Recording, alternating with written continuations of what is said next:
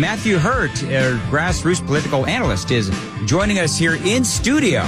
And is there ever been a day that you wanted to be in Washington, D.C. more than today to find out what the vibe of the city is? You know, Dan, it's great to be with you, and I promise I am not a sympathetic, well-meaning, elderly man with a poor memory this morning. But yeah, I do miss being in D.C. I'll be back this evening, but the headlines are absolutely crazy. The press conference last night was insane, and we're in a constitutional crisis right now. So I guess that's my question, and I haven't quite hit the constitutional aspect of this yet today, but you know, when Biden is called in this report, maybe I'm just a conspiracy theorist, but peppered throughout this entire report, Biden is a sympathetic, well-meaning, elderly man with a poor memory. The memes, I believe, have already started about that on campaign stickers.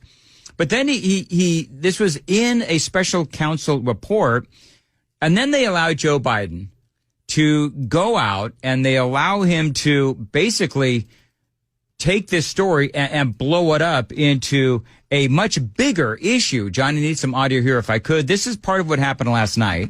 Simple truth is I sat for a 5-hour interview over 2 days of events going back 40 years. At the same time I was managing an international crisis, their task was to make a decision about whether to move forward with charges in this case. That's their decision to make. That's the council's decision to make. That's his job. And they decided not to move forward. For any extraneous commentary, they don't know what they're talking about. It has no place in this report. The bottom line is the matter is now closed. Well, the matter, Matthew, clearly is not closed. And as we've been documenting for you all day here on Nashville's Morning News, he had a couple of really, really bad mistakes. Number one is as he is trying to prove that all of his mental faculties are there, he makes one mistake after another. As you know, initially, the president of Mexico, Sisi, did not want to open up the gate to allow humanitarian material to get in. I talked to him. I convinced him to open the gate. Well, the person he's talking about, Sisi, Abdel Fattah el-Sisi, actually is the president of Egypt, not Mexico. And, of course, that was another big mistake on top of many mistakes that he's made. I mean, over the last 3 days, it has been major fumble after major fumble. And so he's getting progressively worse. And the other thing that I wonder, Matthew, is as the pressure continues to mount on Biden from any number of different areas, he's just going to get worse. You know, this press conference was definitely Joe Biden's idea. And this is something that we see if you've worked on a campaign before. The candidate or the incumbent will say, I've got to do this. I've got to go out and do this. And this was his idea. And if the special counsel's report is, permeates the general public and they think that Joe Biden is a well-meaning elderly man, then this could have come off as a nice press conference, but it was an absolute disaster. And so then you have to ask yourself, who on the Joe Biden team allowed him to do this? And is this because they want to trade him out in the middle of this primary process? And that's the dark side of this conversation. Well, I've been going there all morning long, right?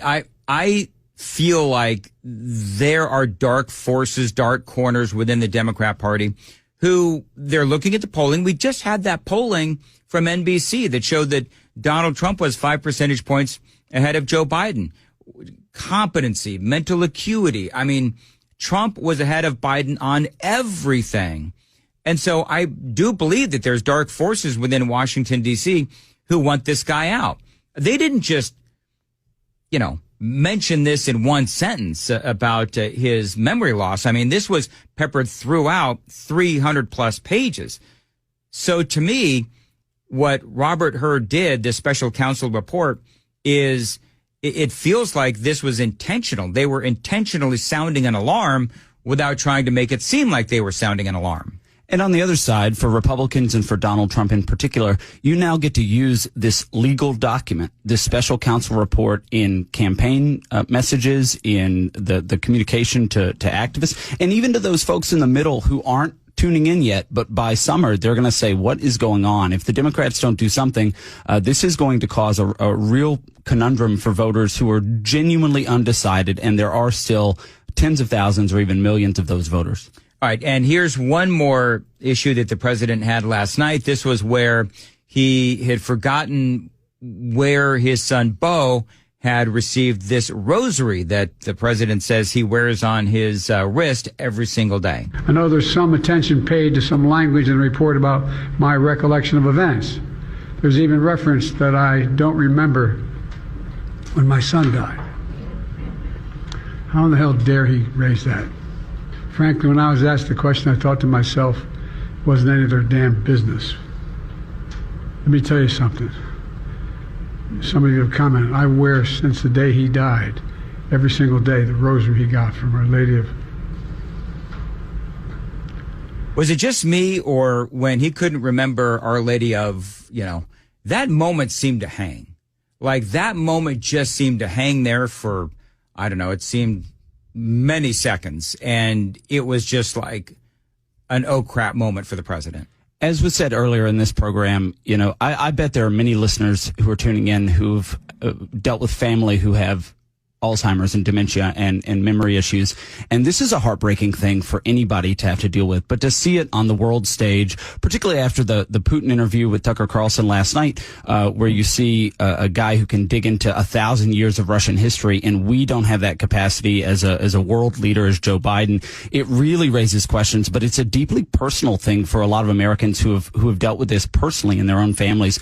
And so it's really heartbreaking to see. But the question is this guy mentally fit to be president? And the answer is no. Matthew Hurtt joining us, our Grassroots political analyst on Super Talk 99.7 WTN. So when you look at the president, I think this might be one of those moments where you were talking earlier about the many out there that are undecided.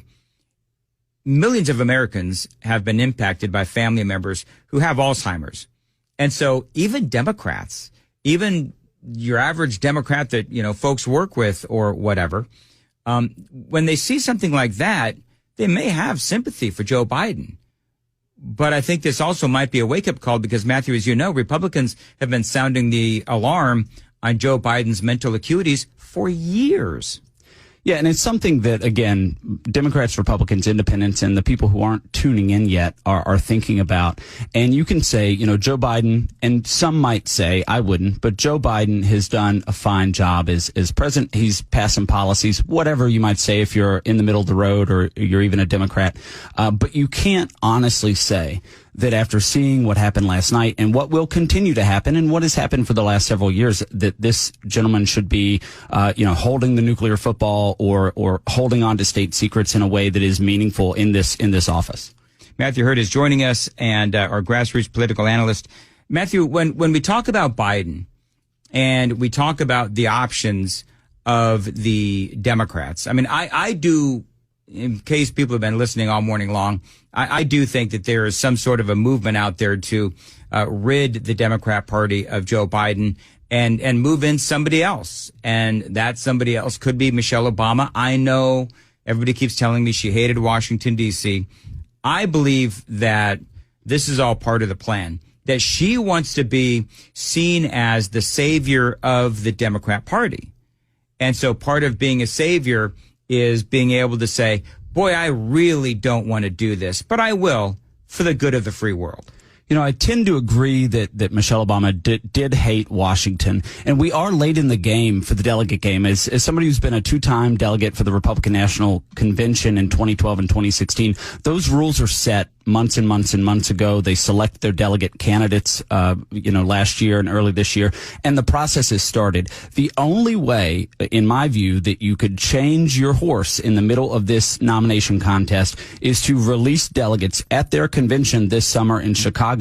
And it's highly unlikely, it's not impossible at this point, but they would have to release the delegates, and then those delegates would have to nominate someone from the floor of the convention. And so it would be a very surprising event coming out of Chicago this summer. Then what choice then do the Democrats have? Because, as I've been saying this morning, feels like a betrayal. I mean, you clearly have a situation where the 25th Amendment would be warranted. You clearly have a situation where Joe Biden and also the special counsel have both affirmed what we've all been saying, and the American people believe, according to the polling, is that Joe Biden has problems with his memory and his mental acuities. And so that's all now been confirmed for the entire world to see. So now what do the Democrats do? And you have a situation where Kamala Harris is the other option, which is untenable for all Republicans and untenable for most Democrats. We've seen stories from the inside of the Biden administration where the staff have tried to move her out or they've tried to position her. She is not electable nationwide, and that is a serious problem. Had Joe Biden done something else rather than what he said he was going to do when he selected Ketanji Brown Jackson, I'm going to pick an African-American woman, regardless of qualification. We see that now front and center with Kamala Harris. So it's either we have a gentleman in the White House who has, possibly Alzheimer's, dementia, certainly memory issues, but the alternative is someone who is absolutely untenable to a majority of Americans. It's interesting because, as you were saying earlier regarding Chicago, it never happened before, all right? But we've never been in this situation before. And I never thought in all my years of talk radio and covering the news that I would see a news cycle and a situation in Washington, D.C. the way that it is right now. And so the more that we see this spiral out of control, we are, I believe, going to be in, if we're not already in, a constitutional crisis. And we have a situation where both political parties are in peril. You've got Joe Biden, who we've been talking about. Then you have Donald Trump and all of his legal issues. And that is just, unfortunately, the political reality. Whether you agree with the charges against him or not, they are there. And you've got some of these judges and juries that are in blue states, like in cities like Washington, D.C., or Fulton County. And so we have both sides of the political spectrum that are just in upheaval. It is so important now, and I thought 2016 was going to be the craziest election I would ever experience, and boy, was I wrong. And then 2024 said, hold my beer. Exactly. But it is so important now more than ever to the people who are listening to this program and who will hear it in the future to get involved in your civic infrastructure. The reason that we have the kinds of leaders that we do is because people show up or they don't show up. And so even in a state like Tennessee, which is reliably conservative and red, and we see that in Nashville, and we see it with our representatives in D.C., it is so important for people who care about this country, who care about their rights, who care about the Constitution, to show up and make your voice heard, support candidates who are worth supporting, and turn out voters in your neighborhood or in your community, or even run for office yourself. If you see something not happening in your community, it is important for you to stand up and say, maybe it's time for me to get involved in the process in this way. Is Nikki Haley still around? Well, I was in Las Vegas last week. I missed all the drama this week in Nevada, and so defeated twice by the voters of Nevada. And I honestly think that she was high on her own fumes. Her communications team had her coming out of Iowa in first place and out of New Hampshire in first place, and she's going to get defeated in South Carolina. It's absolutely insane, in my view, that she is on the messaging points that she's on. It is so devoid from reality at this point, and it doesn't make any sense. She become a third-party candidate, no labels leader, whatever? I don't think that she does that, but there's still Joe Manchin and that guy from Maryland who was Governor Larry Hogan, and a few others who could step forward. Mitt Romney? And any of those, even Mitt Romney, any of those is a detriment to the Democratic ticket, and that's why you see people like Nancy Pelosi coming out swinging against no labels, because that gives, if there's a no labels candidate on the ballot, that gives Democrats who could not vote for Donald Trump but are concerned about Joe Biden's health an out to vote for somebody who aligns with their principles somewhat, but isn't Joe Biden. Who do you think would be, and last question, who do you think would be the biggest threat to Donald Trump from a third-party perspective? I don't know at this point that there is a significant threat from a third-party perspective. There's some talk about Robert F. Kennedy Jr. I'm not sure where he's going to land in this, but I do think that most Trump supporters, even if they sort of flirted with the idea of Robert Kennedy as a Democrat candidate or an independent candidate, they come back home to the Republican Party. How important is the VP pick for Donald Trump?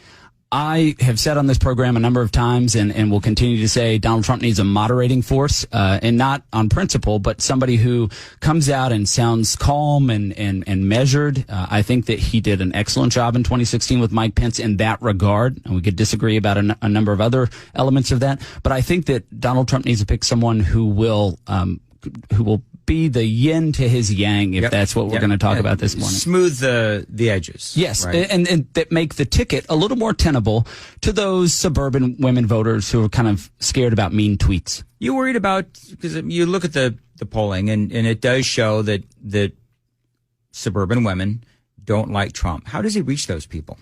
You know, I think that his speech after Iowa, the Iowa caucus, was so magnanimous and great. If he could just channel a little more of that, or if in some instance he picks a female vice presidential candidate who is qualified, who then goes and spends a significant amount of time in those communities. I know from my perspective, organizing conservative activists across the country, we do have a special program for, women in suburbia who are interested in politics and interested in policy, and we engage on that level. And we have seen a number of people come over and say, I actually agree with these policies, and it doesn't matter to a certain extent who's running, but I want to see these policies advanced. Interesting. Well, hopefully Trump can win them over. We'll have to wait and see what happens. Matthew Hurtt, how can people find you on Twitter? I'm on Twitter at Matthew Hurtt, MatthewHurtt.